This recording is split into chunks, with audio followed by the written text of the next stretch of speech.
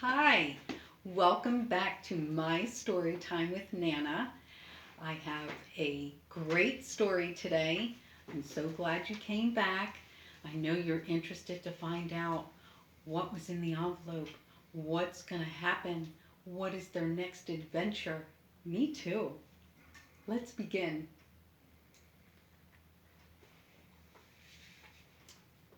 The Appletons take a ride. Patrick, sleeping on the top bunk, was awakened by his brother Alex below. Alex was kicking the bottom of the bunk. "Hey, Patrick, wake up," he said. "Alex, stop it, I'm waking up," Patrick said. "Aren't you excited about today? Don't you want to get up?" "I am, but gosh, we don't need to get up before everyone else," said Patrick. Last night, when the Appleton family returned from having pizza at Mario's, Alex had found another envelope and some coins in their mailbox.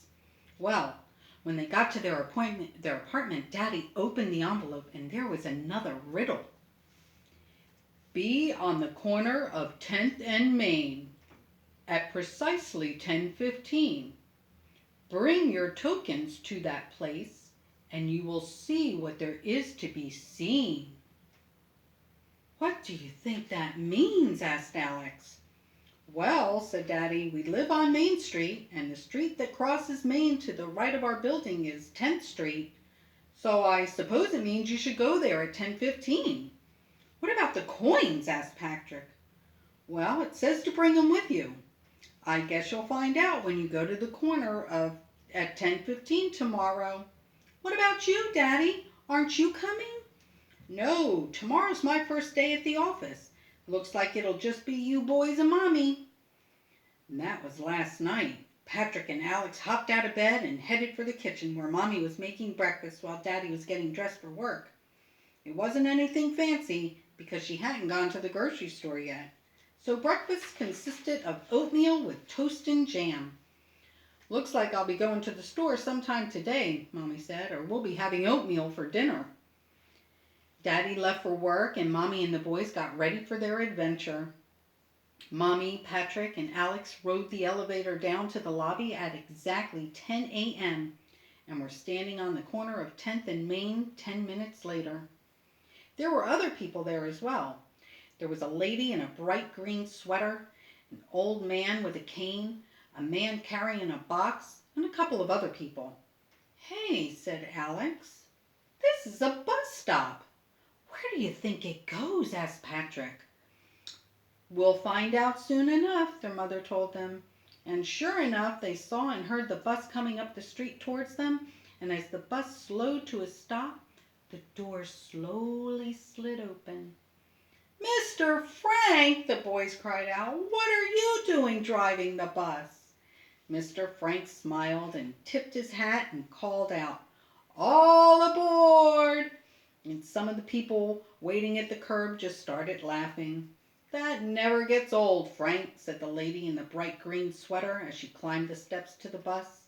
She slipped her token into the fare box next to Mr. Frank, and the rest of the passengers began to get on the bus, placing their tokens into the fare box. And finally, it was the Appletons' turns to board the bus. "Did you leave us these tokens, Mr. Frank?" asked Patrick, holding the tokens out in the palm of his hand. "Yes, I did. You'll need them for today's ride," he answered. "Step on up and put the tokens in the fare box." The family did as instructed and chose seats close to the front of the bus and Mr. Frank, and he pulled the lever closed and the door swished shut. "And we're off!" he yelled out. And once again several of the passengers laughed because, as the bright green sweatered lady said before, it never gets old. "Ladies and gentlemen, we have new riders on the bus today. Let's make them feel welcome," Mr. Frank said, and then continued. "Okay, heading on up 10th Street, we have the medical complex to your left. That's where your daddy works," he said, looking at the boys. "To those of you who don't know this, Mr. Appleton is our new dentist, and he has an office in that building. Stop in and say hello." Now on the right is the Riverside Park. There are several playgrounds and even a dog park. The bus began to slow for their first stop. "Here's your stop, Miss Glendower." The lady in the bright green sweater stood up, walked to the front of the bus, and before stepping down, she turned and looked at Patrick and Alex and said, "Welcome to the neighborhood. I'm looking forward to seeing you around." Another passenger exited with her and thanked Mr. Frank for the ride. Thank you," the boys replied as the doors began to close. "It was very nice meeting you, too." "We're turning here, but straight ahead to your left, I just want to let you know, is the Riverside Mall, and on the right are some restaurants. 10th Street leads all the way down to the river. You can have picnics there, and during summer they even have paddle boats and canoes." The bus turned right, and Mr. Frank continued his tour. "Ladies and gentlemen, in case you didn't know, this big beautiful building to your right is the Riverside Public Library." That's where the green sweatered lady was walking. "It takes up the entire block, and on your left is another apartment complex. It's called the Riverside Plaza." Mr. Frank made another right onto 11th Street. "Now over here on your right is the back of the park. This is the dog section of the park. It's where people bring their dogs to help them work off their zoomies." And the bus continued up the street. "Up a little on your left is the Parks and Recreation Building. This is your stop, Mr. Hart." The man with the cane made his way to the front of the bus and thanked Mr. Frank for the ride and exited. "The rec center has a pool and day camps. You'll want to take the boys there this summer, Mrs. Appleton. They'll meet lots of children.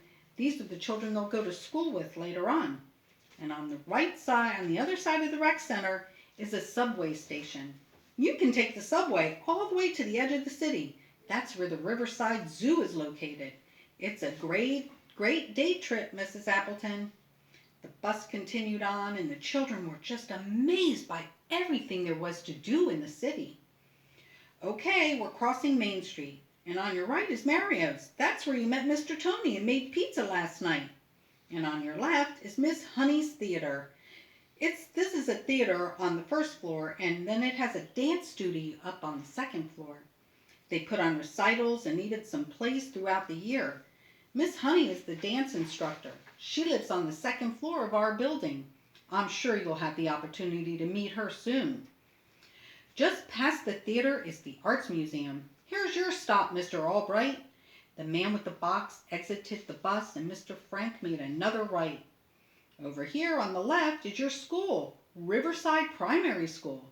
It's not too far from your new home, and I will be right here to greet you every morning. I'm the school crossing guard for this corner, so I'm going to make sure you cross the street safely." "Wow," said Patrick. "How many jobs do you have?" "Well, I'm really retired," he said. "But I got bored last year, not working, so I went back to driving a bus part-time, and that's in the summer, and then in the fall I'm a crossing guard, and I work in the cafeteria at the Riverside Primary School during the school year." "Okay, we're headed back to where we started. So when we get close to the stop, I want you, Alex, to stand up and pull that string above the window there and listen." Just before the corner, Alex did what he was asked to do, and a little bell rang. "What is that for?" "Well, that bell lets the driver know that someone wants to get off the bus. Now today I knew everybody on the bus, so I knew where everyone's stop was. They didn't have to pull the string," he said. "Well, here we are. I hope you enjoyed your ride and now know a little bit more about where you live and all there is to do in the city. Patrick, why don't you come on up here and I'll show you how to open the door."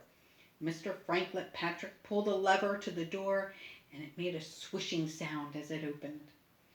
"Thank you, Mr. Frank. That was a lot of fun," said Patrick and Alex as they stepped off the bus.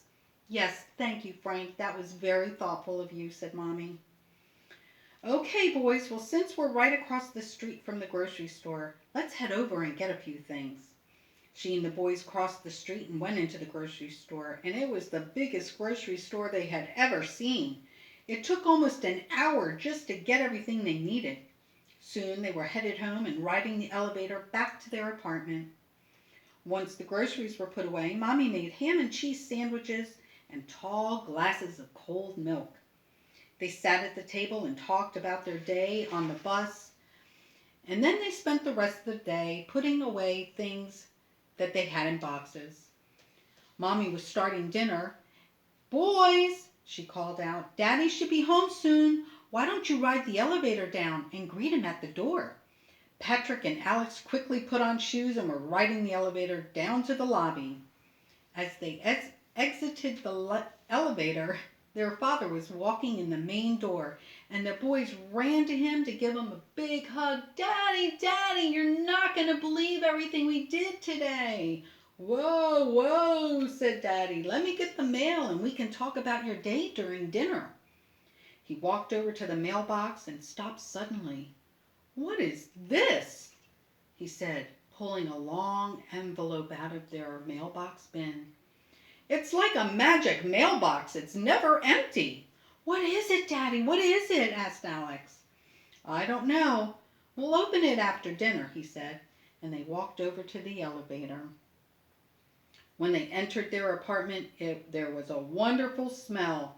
It was dinner, and suddenly everyone was hungry. And Daddy placed the envelope on the counter and then went to change his clothes. While Mommy was finishing up dinner, the boys set the table, and soon they were sitting together and eating dinner.